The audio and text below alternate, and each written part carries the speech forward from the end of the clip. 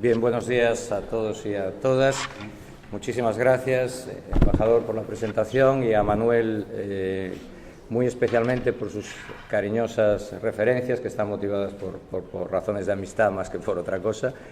El que tiene que dar el agradecimiento soy yo, de que me hayan brindado este centro y AUCI me hayan brindado la oportunidad de tener este encuentro con todos ustedes e intercambiar reflexiones sobre una agenda que nos va a convocar durante los próximos 15 años y que, por tanto, entenderla adecuadamente, tener una visión acerca de su alcance, de las implicaciones que tiene, creo que es una tarea obligada en este momento en que la agenda está iniciando su kilómetro cero. Lo que voy a tratar de trasladarles es algunas reflexiones sobre esa agenda y referirme al final de toda la exposición al caso específico de América Latina, aunque muy probablemente sea el menos autorizado que muchos de los que están aquí en esta sala y en esta mesa para hablar de América Latina, pero para tratar de cerrar con una alusión al lugar en donde nos encontramos. Déjenme empezar por reflexionar acerca de la oportunidad de esta agenda, y eso me va a obligar a echar la vista atrás y ver qué es lo que ha cambiado en el mundo. Es decir, ¿en qué mundo estamos respecto al pasado?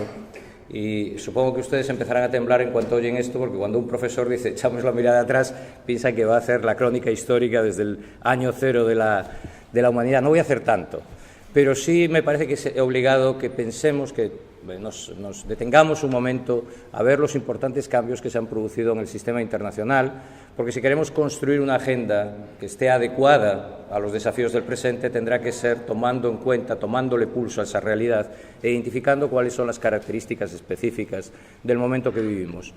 La teoría del desarrollo y las agendas de desarrollo en el pasado se han construido sobre el conjunto de factores que ustedes ven en la izquierda de la transparencia y que ahora voy a recorrer. Y el mundo en que nos encontramos, que creo que es muy distinto, está más o menos relacionado, por supuesto, podría haber más detalles, pero está relacionado esencialmente en la columna de la derecha.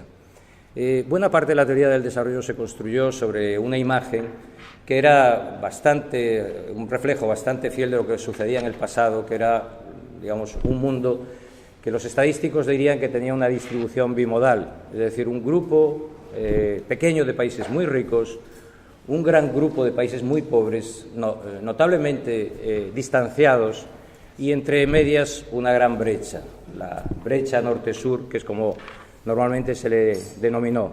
Era además un mundo en donde la cooperación al desarrollo estaba vinculada a un proceso de descolonización, que fue uno de los grandes avances del siglo XX, indudablemente, pero que ese proceso de descolonización se estaba produciendo en un entorno de un mundo bipolar, con dos bloques confrontados, y eso permeó las relaciones internacionales, pero también a la cooperación al desarrollo. Hizo que en muchas ocasiones la cooperación al desarrollo se pusiese más al servicio de la dinámica de confrontación de estos bloques que a los genuinos intereses de desarrollo de los países hacia los que iba dirigido. Era además un mundo bastante fragmentado, donde las fronteras todavía tenían bastante peso y donde los países podían desarrollar sus políticas en un marco de relativo aislamiento respecto al entorno internacional. Y entonces se concebía la estrategia del desarrollo como fundamentalmente una estrategia nacional, basada en el entorno nacional. Era además un mundo en donde había una coincidencia bastante marcada entre las personas pobres, dónde vivían las personas pobres y los países más pobres. De tal manera que si la cooperación al desarrollo se orientaba hacia los países más pobres, era altamente compatible esa orientación con atender a las personas más pobres del planeta. Era además un mundo donde la pobreza se localizaba fundamentalmente en el entorno rural. De hecho, la mayor parte del mundo en desarrollo vivía en zonas rurales y era un mundo de muy acusado analfabetismo, es decir, una parte muy importante de la población excluida de los sistemas de formación reglados, y finalmente era un mundo de bastante certeza, en el sentido de que se sabía muy claramente cuál era el punto de partida del proceso de desarrollo, es decir, se había diagnosticado dónde estaban los países en desarrollo y se sabía muy bien cuál era el punto de destino. Lo que se trataba era de ayudar a los países en desarrollo, los países pobres, a que se acercasen, convergiesen a las condiciones de los países ricos. Bueno, yo creo que todas estas características que acabo de señalar, todas han dejado de existir en el mundo actual y no son caracterizadoras del presente. En primer lugar, no estamos en un mundo del norte y el sur claramente diferenciado. Por supuesto, sigue habiendo desigualdades muy notables en el sistema internacional, pero entre ese norte, o los países más ricos y los países más pobres, hay una amplia gama de países, entre otros el propio Uruguay, que están ocupando escalas intermedias de los niveles de desarrollo. Por tanto, tenemos un mundo mucho más complejo, mucho más dilatado en cuanto a sus niveles de renta, a sus condiciones, a sus necesidades. Si queremos crear una agenda para este mundo, tendrá que ser una agenda compleja, comprensiva, que sea capaz de identificar las necesidades de países que están en situaciones muy distintas. En segundo lugar, estamos en un mundo que ya ha dejado de ser bipolar, porque uno de aquellos polos, el de las economías socialistas, ha colapsado. Y frente a eso tenemos un mundo crecientemente multipolar, en donde emergen toda una serie de países procedentes del mundo en desarrollo que son nuevos centros de gravitación del poder económico y político internacional, que quieren proyectarse internacionalmente y lo hacen en muchas ocasiones a través de el diseño e implementación de políticas de cooperación también, de cooperación sur-sur entre ellos. Es un mundo crecientemente interdependiente, en tercer lugar. Y esa es la característica fundamental de la globalización, o lo que identifica la globalización, y esto hace que muchos de los problemas sean compartidos, necesariamente compartidos, y que la agenda de bienes públicos globales, es decir, la atención de aquellos problemas que a todos nos afectan, sin posibilidad de exclusión, forme parte de manera absolutamente asociada a los objetivos de desarrollo. Hoy, avanzar en la provisión de bienes públicos globales, que exige una acción cooperativa a nivel internacional, es clave para avanzar en la agenda de desarrollo. Además, estamos en un mundo donde ya no coinciden países pobres con personas pobres, dado que entre las 2/3 partes, más o menos, rondando las 2/3 partes de la pobreza absoluta, radica en países que son de renta media y que no son países más pobres.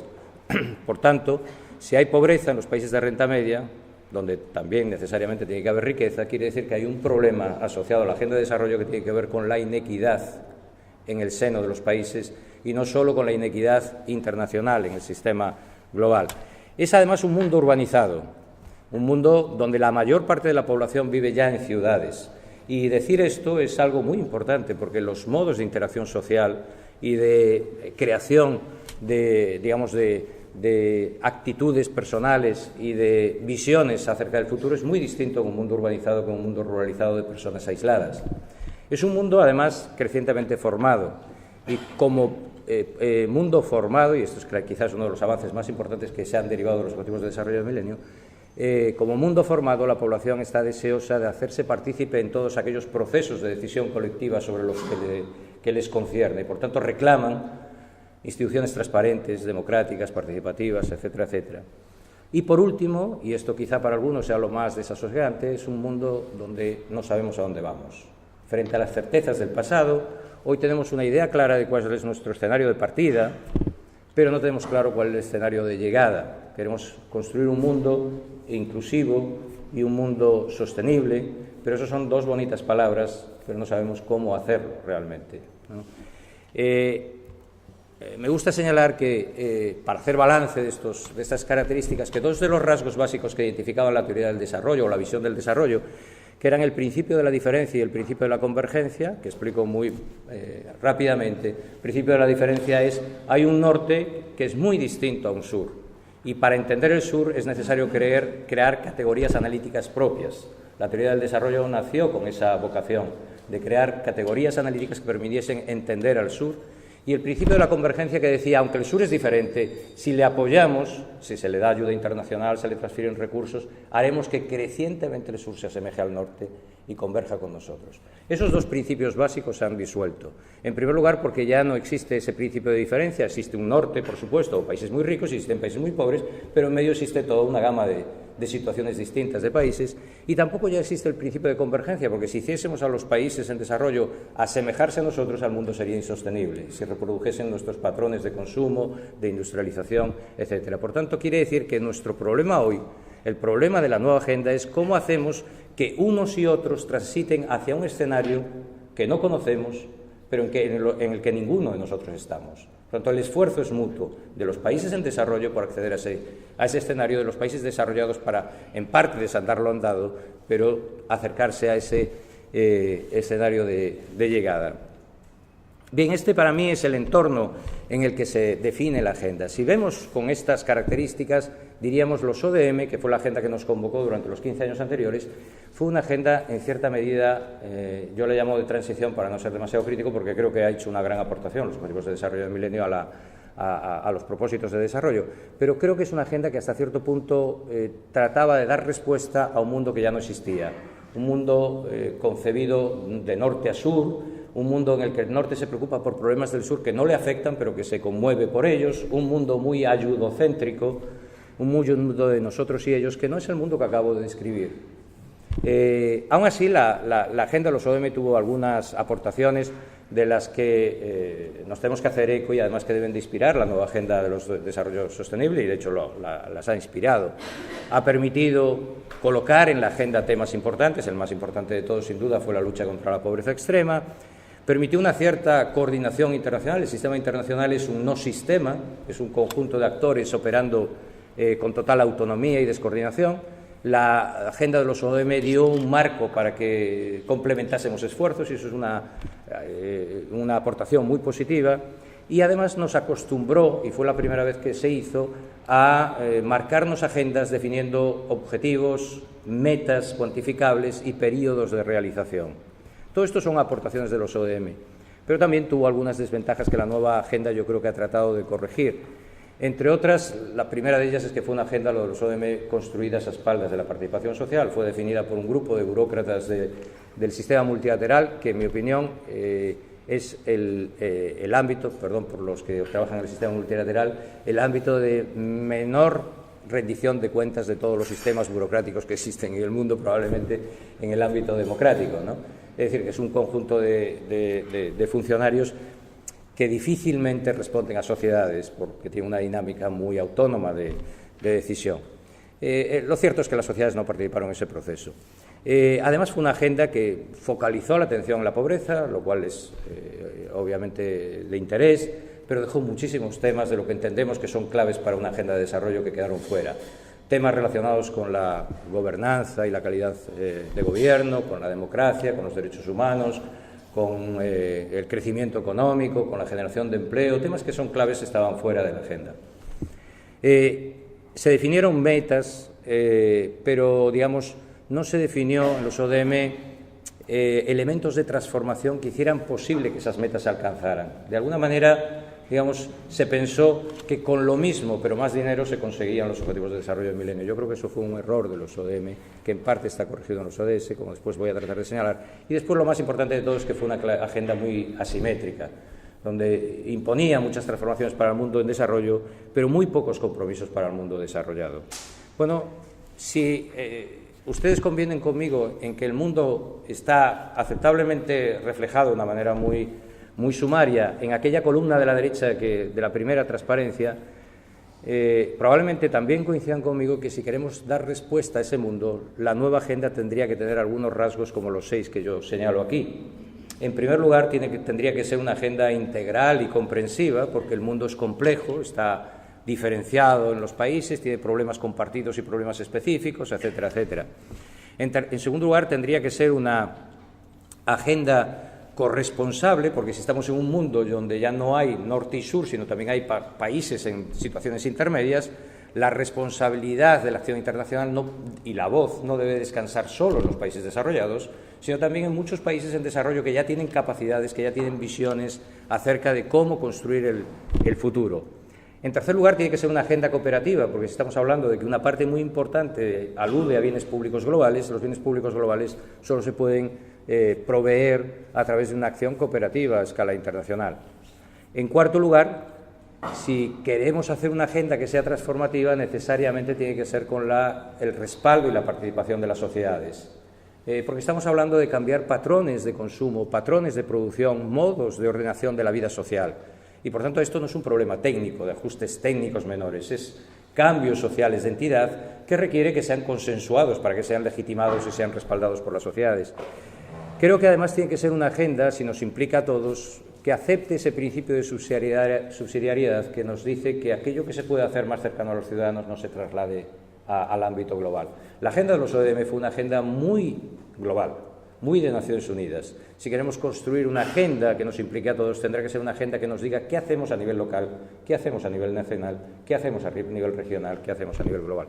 Y eso queda muy bien reflejado en ese principio de subsidiariedad que, por cierto, la Unión Europea asume como propio.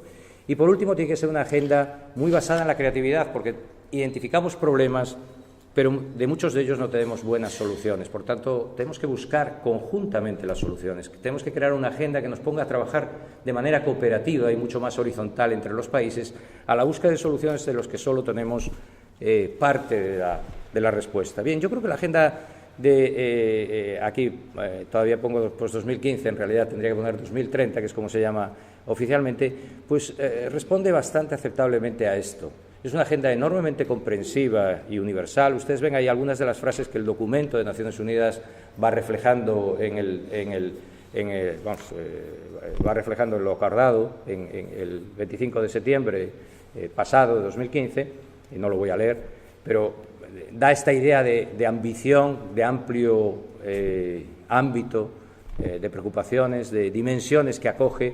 En segundo lugar, creo que ha sido una agenda construida con el esfuerzo mayor que Naciones Unidas ha tenido nunca en su historia de participación social, a través de consultas regionales, consultas temáticas, grupos de expertos, grupos de personas eminentes nombrados por el Secretario General de Naciones Unidas y, sobre todo, con con consulta telemática a la ciudadanía, ¿no? que también la hubo, aun cuando el núcleo central del proceso de decisión descansó sobre el Open Working Group que acogía hasta alrededor de 70 países de distinto nivel de desarrollo. Pero fue una agenda muy participada y donde los países se vieron implicados. Además, fue una agenda, en relación con la de los ODM, en donde los objetivos se discutieron al tiempo que los medios para poner en marcha la agenda, en un doble sentido. En primer lugar, porque en la agenda hay objetivos que tienen que ver con lo que se llama, en la jerga de la agenda, medios de implementación, que alude a esto, pero además también porque la agenda de desarrollo se discutió simultáneamente a la agenda de financiación del desarrollo, cosa que no había pasado en los ODM. Los ODM se acordaron los ODM y solo 2 años después hubo la conferencia de Monterrey, donde se discutieron los medios para hacer viable la agenda. En este caso, la conferencia de financiación del desarrollo se produjo incluso antes, fue en julio de 2015, antes del septiembre de 2015, donde se definió la agenda. Por tanto, fueron 2 procesos bastante paralelos. ¿Tiene limitaciones esta agenda? Pues indudablemente una agenda construida por consenso es una agenda menos autocontenida y, por tanto, ha habido voces que hablaron de excesivos propósitos. Un colega mío de la universidad, en este caso norteamericana, que es Jeffrey Sachs, pues trasladó muy claramente esta visión crítica y trató de influir en el secretario general para que la agenda se acotase a 10 objetivos nada más. En fin, yo creo que esta no es la misión de los académicos. Ese proceso es un proceso que tiene valor en sí mismo como proceso de participación, y cuando hay un proceso de participación con intereses muy diversos, lo normal es que se construya por adición, y por tanto ya sabíamos de antemano que la agenda iba a ser amplia, pero en la medida en que todos la entendamos como propia, ese es el valor de la agenda. Es cierto también que se le critica que algunos de los objetivos están planteados de una manera muy vaga, muy de manera aspiracional. Habrá que ver cómo los concretamos a través de los indicadores. También es bastante normal que esto suceda. Y finalmente, yo de las críticas, la que creo que es más sustantiva, es la que se refiere a que hemos dedicado mucho tiempo en la definición de la agenda a identificar los objetivos, pero poco tiempo a construir una narrativa que los justifique. Y entonces es una agenda muy amplia con una narrativa muy limitada. Y yo creo que esto nos va a dificultar trasladarla a las sociedades. Pero, en fin, es una tarea por hacer, no es necesariamente una crítica. En esencia, la agenda, y cierro este apartado con esto, tiene 3 grandes componentes. Uno, que sería acabar lo que los ODM empezaron. Lo que pasa es que lo plantea incluso incorporando más ambición en las metas y también incorporando nuevas dimensiones, fundamentalmente la de igualdad, o sea, la de la lucha contra la desigualdad en el interior de los países, que no estaba para nada en los ODM, aunque sí estaba en la Declaración del Milenio, y que ahora es un componente fundamental, uno de los objetivos de los 17 objetivos que se plantean en los ODS. Y yo creo que, hace un tratamiento mucho más ambicioso en el ámbito de la equidad de género, que en mi opinión había quedado notablemente disminuido en los ODM.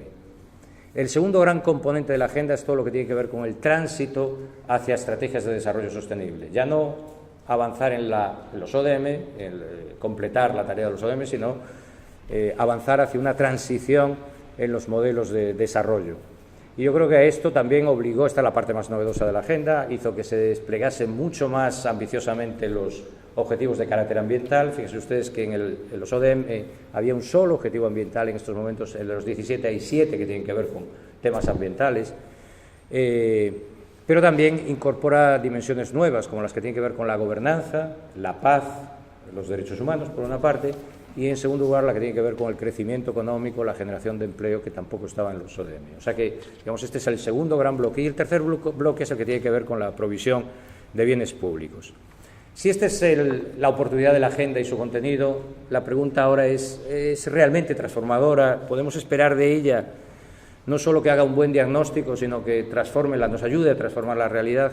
Bueno, yo, como el embajador y como Manuel, soy gallego. Entonces, los gallegos en España tenemos la costumbre de que se dice el refrán que cuando uno se cruza con un gallego en una escalera, no se sabe si sube o si baja. Es decir, que el depende es un reino que nos gusta mucho a los gallegos. Y efectivamente, yo diría que la agenda va a ser transformadora, depende de cómo respondamos a una serie de preguntas. Y para mí las 5 preguntas claves para saber si la agenda va a ser transformadora son las 5 que ustedes tienen proyectadas en la pantalla. En primer lugar, si la agenda va a mantener su espíritu comprensivo, porque hay el riesgo realmente de que la agenda vaya diluyéndose sus contenidos más transformadores y vaya, decantándose hacia aquellos componentes que podríamos llamar de agenda, en fin, no me gusta decir esta palabra, pero agenda light, relacionada con las dimensiones sociales. Es decir, convertir la agenda finalmente en un ODM+. Por tanto, preservar la comprensividad de la agenda y esas dimensiones que nos están emplazando a transformar nuestros modos de vida y nuestros modos de producción y consumo me parece que es clave para que dé realmente respuesta a los desafíos que tenemos en estos momentos. La segunda pregunta es, ¿será realmente universal? Es decir, ¿lograremos que los países la interpreten como algo que les emplaza a transformar sus propias realidades, o será pensada, como pasó con los ODM, por parte de los países ricos como una agenda que afecta a los países en desarrollo? Que ellos van a ayudar, si acaso, a que se transformen los países en desarrollo, pero no nos emplaza a nosotros a ninguna transformación. Claro, ese no es el espíritu de la agenda. El espíritu de la agenda es incorporar las transformaciones en todas y cada una de las sociedades, porque tiene objetivos que a todos nos están emplazando a transformaciones. La tercera pregunta es, ¿será una agenda que se quedará condenada al ámbito de la cooperación al desarrollo? ¿O lograremos que sea una agenda del conjunto de la sociedad y, por tanto, del conjunto de las políticas públicas y, por tanto, del conjunto de los gobiernos? La agenda incorpora objetivos en el ámbito de la agricultura, de la sostenibilidad, del empleo, de la transformación productiva. Por tanto, es una agenda no de cooperación, es una agenda claramente de la acción pública, de la acción del conjunto del gobierno, y ha de entenderse así. Por tanto, si se ubica el seguimiento de la agenda en los departamentos, en los ministerios de Asuntos Exteriores y en los departamentos de cooperación, se está devaluando el contenido transformador de esta agenda. En cuarto lugar, ¿seremos capaces de construir mecanismos de accountability adecuados? Porque los ODM lograron generar un marco de seguimiento muy exigente, que nunca había tenido el sistema internacional realmente. Se avanzó muchísimo en los procesos de seguimiento con los ODM, pero no los de accountability. Por tanto, tendríamos que ver si somos capaces en este caso de construir una agenda que incorpore elementos de rendición de cuentas. ¿Qué es lo que tiene que hacer cada cual y cómo rinde cuentas a la sociedad de lo que está haciendo? Y por último, movilizará los medios de apoyo requeridos para hacer viable la agenda. Es claro que estamos ante una agenda enormemente ambiciosa y por tanto va a requerir una movilización de recursos como nunca en ocasiones anteriores. Para que ustedes vean esto, tienen en estos momentos proyectado en la pantalla el resumen de un estudio que hizo ODI, que es un think tank británico bastante conocido en los ámbitos de desarrollo y que a mí me parece ilustrativo, incluso aunque no estoy de acuerdo con algunas de las cosas que a las que ellos acceden, pero me parece que permite conocer muy bien. Ellos hicieron el siguiente análisis. Si siguiésemos las tendencias que está siguiendo el sistema internacional en estos momentos, ¿cuánto de los objetivos de desarrollo sostenible lograríamos en el 2030? ¿De acuerdo? Esta es la pregunta de partida. Y para eso lo que hacen es, como no estaban definidos los indicadores, coger un indicador para cada uno de los objetivos, ¿de acuerdo? Que obviamente hay más dimensiones en cada uno de los objetivos, por tanto cogen el que está disponible en esos momentos. Por tanto, lo que tienen ustedes aquí es para cada uno de los objetivos un indicador. Y ven ustedes por colores que tienen 3 grados de color. Las verdes serían aquellos objetivos que con solo acelerar un poco el paso los lograríamos. Es decir, de 17 objetivos estaríamos en condiciones aceptables acelerando el paso y siempre que no haya regresiones en los niveles de crecimiento o en los niveles de desigualdad de los países, lograríamos en 3 aceptablemente conseguirlos. Los azules se refieren a todos aquellos que requieren una aceleración muy notable de los esfuerzos internacionales. Verán ustedes que son el grueso mayor de los objetivos. Y ahí incorpora muchos de los objetivos de los ODM, ese ODM Plus al que aludí antes. Y por último tenemos un grupo de objetivos de carácter rojo, que son aquellos donde no solo se necesita acelerar, sino necesita cambiar de rumbo. Es decir, que vamos en la dirección contraria. Que para alcanzarlos tendríamos que empezar a revertir procesos que en estos momentos están en marcha. Y verán ustedes que también son bastantes, algunos de ellos alusivos al ámbito ambiental, pero otros alusivos a otros objetivos. Por tanto, realmente necesitamos hacer un esfuerzo muy notable en el ámbito internacional. Y para ello necesitamos recursos, pero no solo recursos. Esta agenda no es una agenda que se construya solo con financiación, no es una agenda derivada de la ayuda, ni asociada a la ayuda. Es una agenda que requiere financiación, pero requiere también capacidades institucionales y técnicas de los países, compartir experiencias, compartir capacidades, ese ámbito que es crucial en la cooperación y del que muchas veces nos olvidamos, y requiere, por último, también voluntad política, si no, no se puede hacer, porque implica políticas públicas. Entonces, recursos, capacidades y voluntad son 3 insumos necesarios. Bien, para que esta agenda tenga, entro en la tercera y solo me queda una cuarta parte referida a América Latina, para que esta agenda tenga viabilidad es necesario transformar esos compromisos internacionales en políticas públicas, como antes traté de insinuar. Esta agenda tiene algunas implicaciones y algunos requerimientos que yo creo que han quedado más o menos acogidos en los pasos anteriores de mi argumentación. En primer lugar, es una agenda del conjunto del Gobierno y, por tanto, es una agenda que nos implica a todos en la medida que el Gobierno es el que nos representa, el que ordena los esfuerzos colectivos en pos de objetivos igualmente compartidos, ¿no? Por tanto, no es una agenda de cooperación, es una agenda de la acción de los Gobiernos y, en segundo lugar, es una agenda que yo creo que traslada una visión mucho más equilibrada de los compromisos internacionales y los compromisos internos.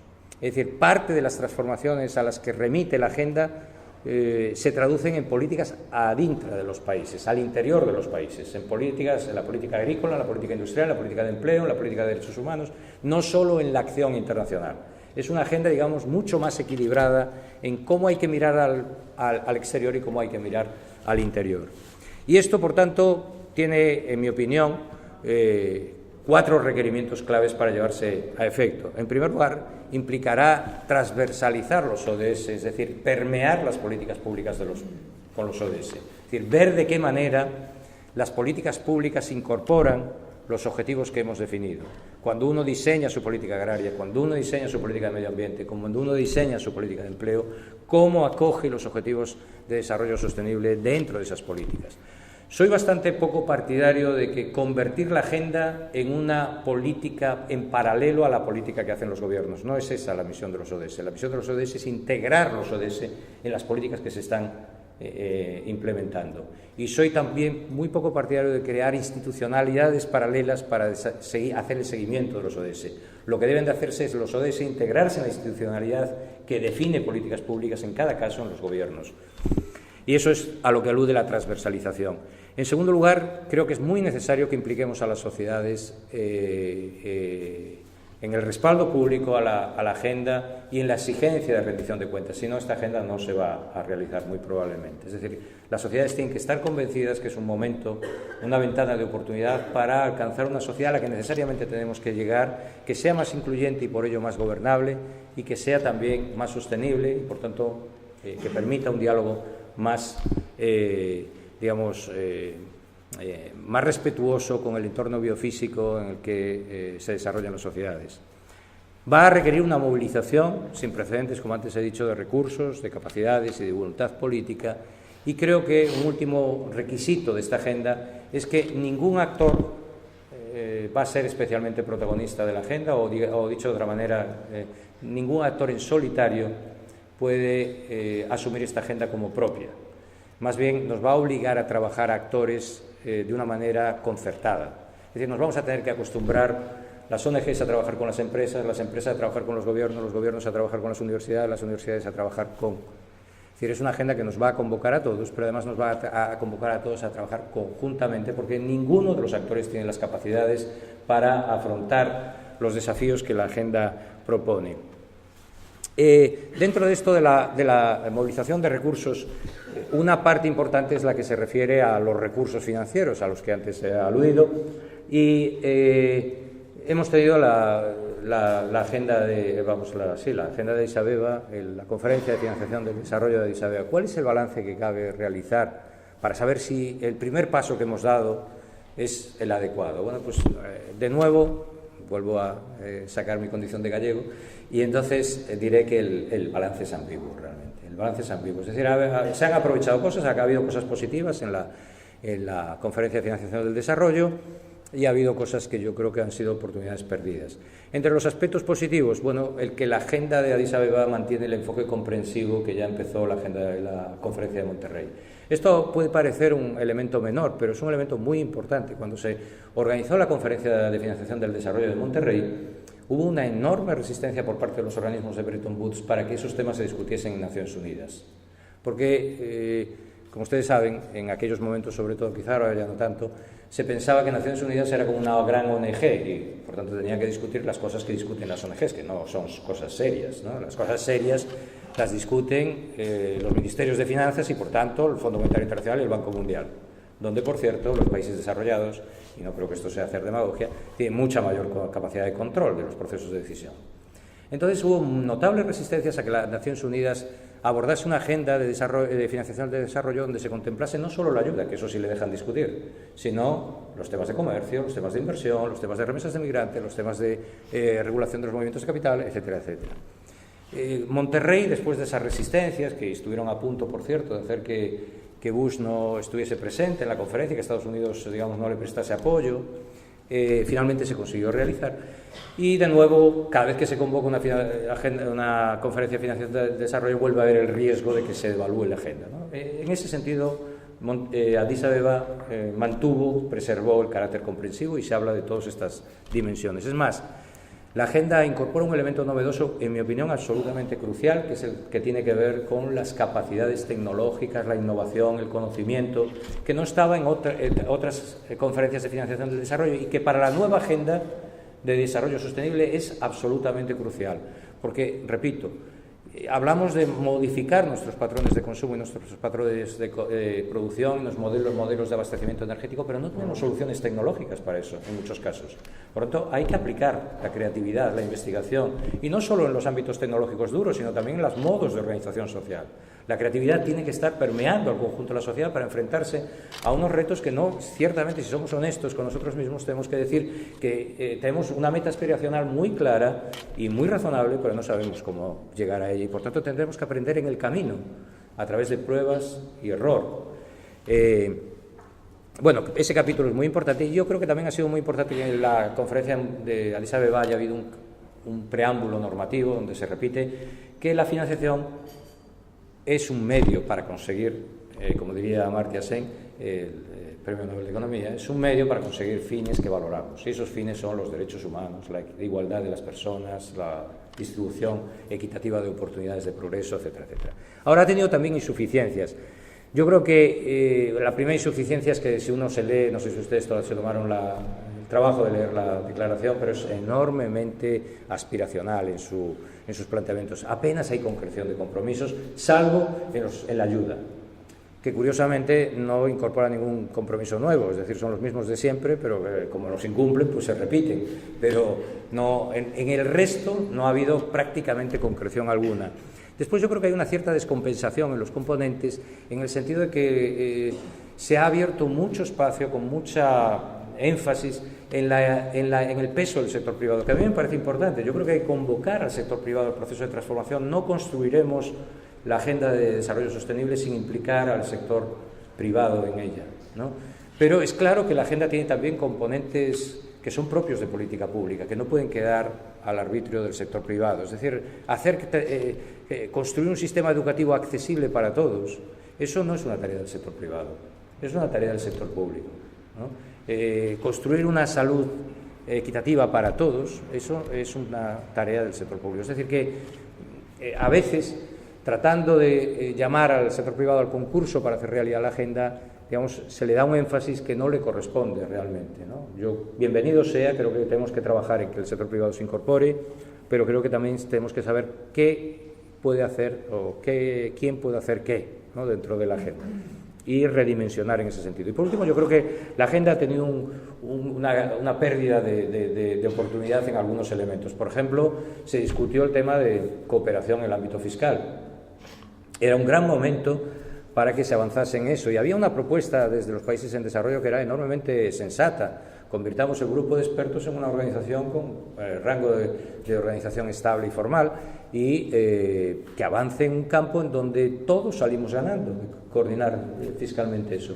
¿Y qué hicieron los países desarrollados, encabezados por Estados Unidos y el Reino Unido? Negarse a esa propuesta y decir: esto está muy bien que se trate, pero en la OCDE. Pero claro, la OCDE representa a los países ricos, no representa al conjunto del mundo. Y lo que estamos hablando es que muchos de los paraísos fiscales están en países en desarrollo, muchos de los flujos ilícitos de capitales se producen desde países en desarrollo, absorbiendo parte de aquellos recursos que debieran de ser invertidos en la agenda que estamos acordando. Entonces, hubo una gran oportunidad perdida que nos hace dudar muy seriamente del compromiso que los países desarrollados tienen con avanzar en este campo.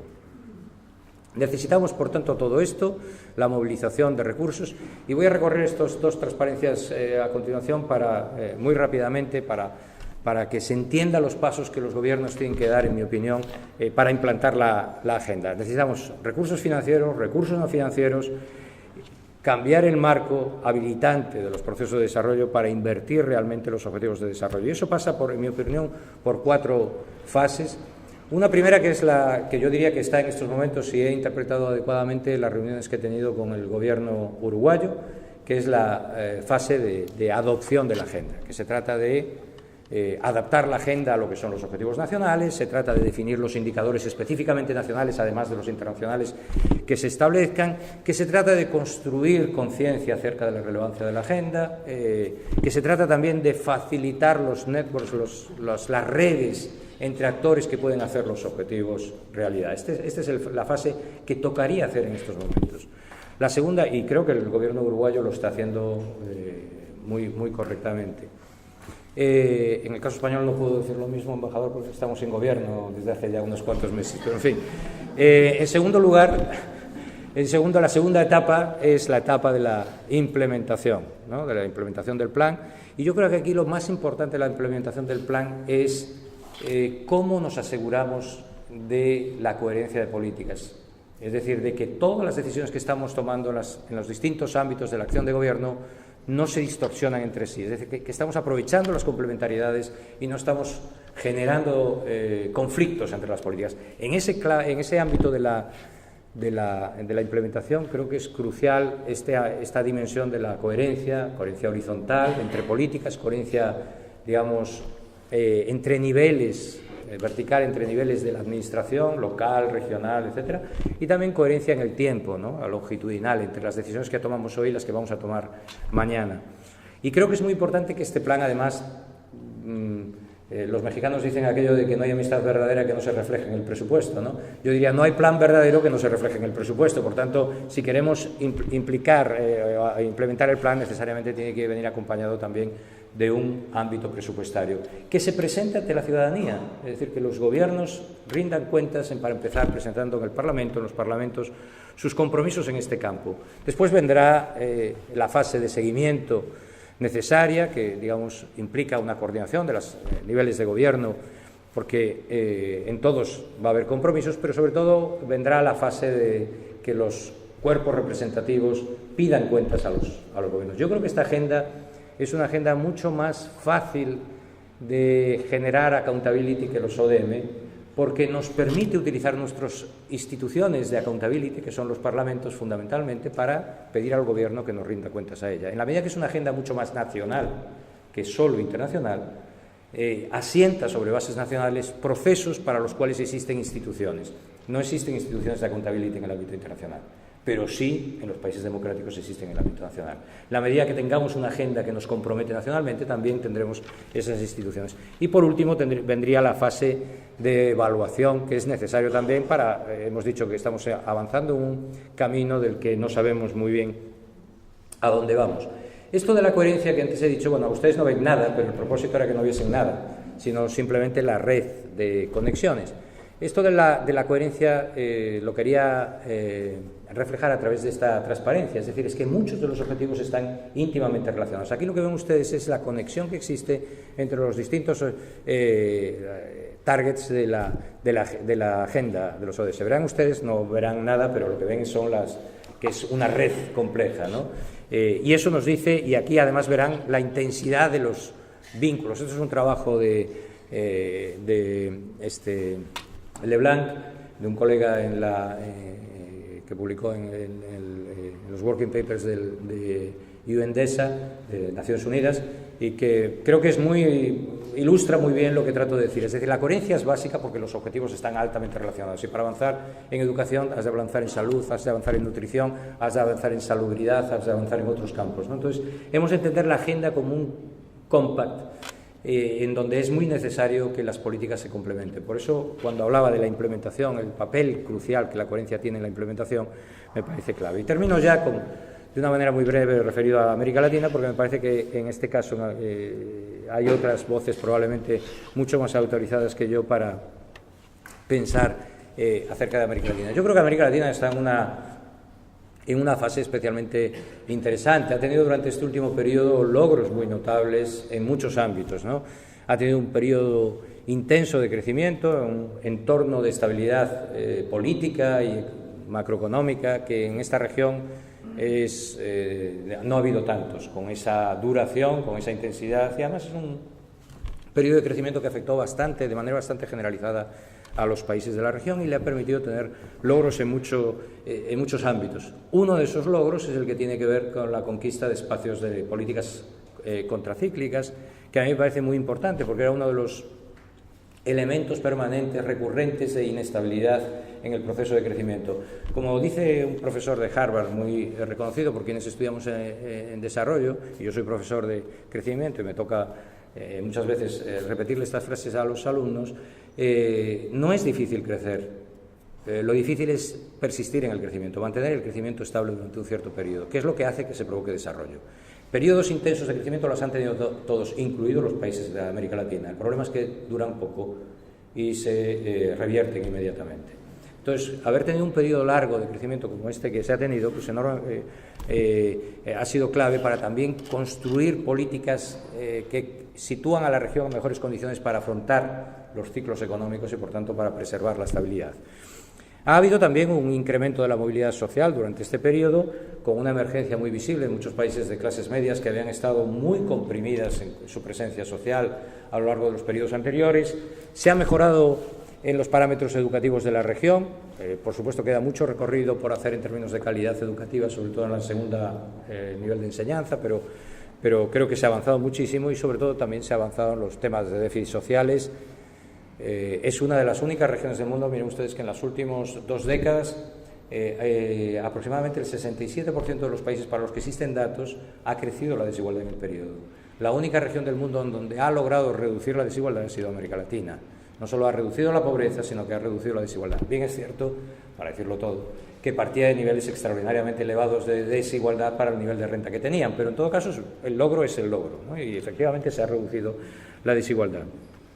Ahora, yo creo que tiene desafíos muy notables también, y creo que esos desafíos encajan muy bien con la agenda, y este es mi mensaje. Esta agenda en buena medida les refleja a ustedes, como refleja también a los países desarrollados, pero les refleja a ustedes de una manera que no hacía los Objetivos de Desarrollo del Milenio. Los Objetivos de Desarrollo del Milenio para buena parte de América Latina era una agenda ajena, era una agenda más propia de África subsahariana que de América Latina.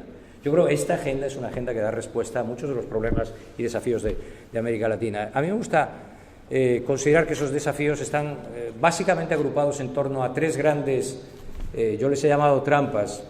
En su momento les llamé trampas de progreso, porque América Latina el problema no es que no hubiese progresado, no tenía trampas de pobreza, pero sí tenía trampas del progreso, es decir, estrangulamientos que se producían en sus procesos de cambio y que le hacía muchas veces revertir logros anteriores.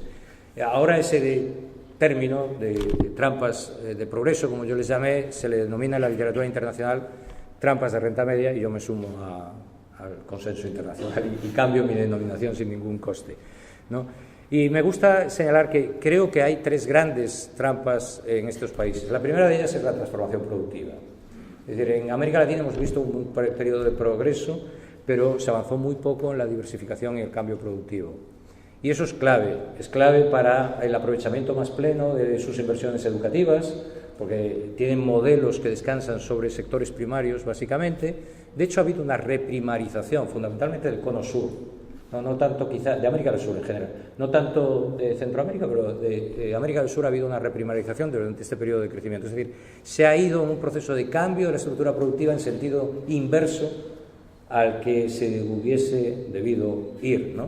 Por lo tanto, queda ese gran desafío, cómo avanzar en el desarrollo construyendo diversificación y complejidad productiva, que es la que le va a permitir a un continente de renta media, dominantemente de renta media, con algunos países excepcionalmente de renta alta, que le va a permitir competir en un escenario global, pero además es el único que le va a permitir rentabilizar sus inversiones en capital humano. En estos momentos se invierte en capital humano, digamos, de manera notable en América Latina comparado a nivel internacional, pero sin embargo no tenemos claro que la rentabilidad social de ese capital humano esté adecuada con la rentabilidad privada. Es decir, ahí hay un desajuste que se produce en parte por el modelo productivo, pero también para la generación de empleo de calidad, ¿no? Que es un ámbito clave. Es claro que la industrialización basada en recursos primarios es una industrialización muy poco intensiva en empleo. Entonces ahí va a tener un desafío si quiere acoger todas las posibilidades de empleo. Y esto enlaza con otra derivación de esta transformación productiva, que es las posibilidades de avanzar hacia una industrialización sostenible. Y yo creo que en eso tiene una ventaja América Latina. Tiene un desafío, pero tiene una ventaja.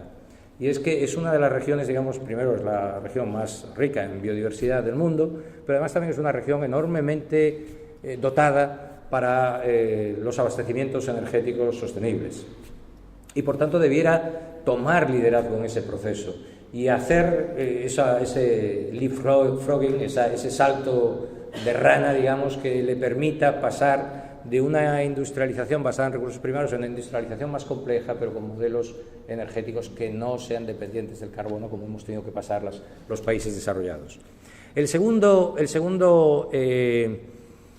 gran desafío, el segundo gran trampa para mí tiene que ver con la sostenibilidad financiera de una región que es muy dependiente de los mercados de capital, pero que tiene monedas débiles y que por tanto le cuesta mucho en esos entornos con un comportamiento de los mercados de capital muy procíclico, le cuesta mucho regular su estabilidad. Yo creo que se ha avanzado en este último periodo, pero hay riesgos muy claros que se han visto ya en el caso argentino, se han visto en el caso de Brasil también, en fin, que se empiezan a percibir en la región. Yo creo que ahí es un segundo gran desafío, cómo se construyen, digamos, políticas contracíclicas suficientemente sólidas como para permitir a la región aislarse de ese contagio internacional, y también, en segundo lugar, cómo le permite desarrollar sus sistemas financieros más sólidos. Se ha avanzado bastante en este último periodo, por cierto.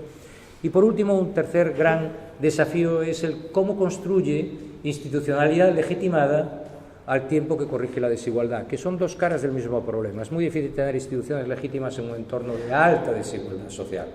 Entonces, ¿cómo se avanza en esos dos campos? Avanzó notablemente América Latina en este último periodo, lo he dicho antes, una de las pocas regiones que reduce la pobreza. ha tenido estabilidad institucional, aunque estamos en estos momentos en un cambio de ciclo político que veremos qué consecuencias tiene en términos de estabilidad para muchos de los países, pero es muy importante también avanzar en ese fundamento de la estabilidad institucional que tiene que ver con la legitimidad de las instituciones, y eso a su vez tiene que ver con cómo las instituciones redistribuyen los frutos del esfuerzo colectivo, es decir, cómo construyen equidad e inclusión social.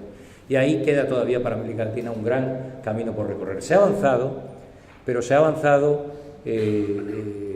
Nora Lustig, economista, yo creo que argentina de origen, pero nacionalizada mexicana y que vive en Estados Unidos, nos recuerda que aproximadamente el 70% de la mejora de la equidad ha tenido que ver ha sido consecuencia del crecimiento económico del periodo. Entramos en un periodo de menor crecimiento.